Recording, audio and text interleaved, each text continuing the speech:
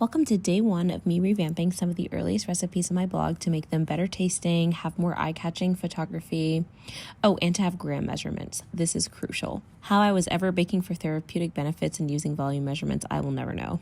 Today's recipe is the kitchen sink cookie, which is basically just an excuse to throw delicious salty snacks into your cookies. I knew I wanted to improve the photos on this recipe because I never found them to be eye-catching enough, but first I needed to test the recipe to see if they still held up for my 2021 beginner recipe writing skills. I opted to keep the brown butter, but decided to bring it up to room temperature instead of using the liquid hot brown butter so that the cookies would be softer in the middle and spread perfectly.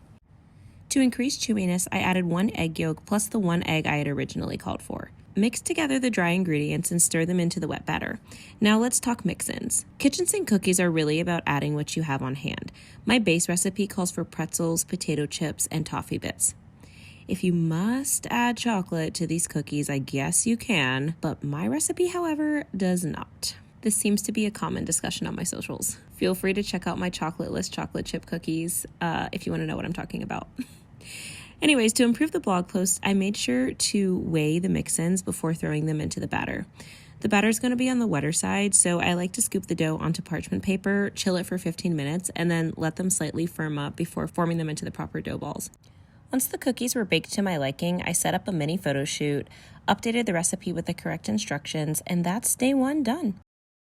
Next up are my funfetti cookies for what I guess is becoming my own little cookie week.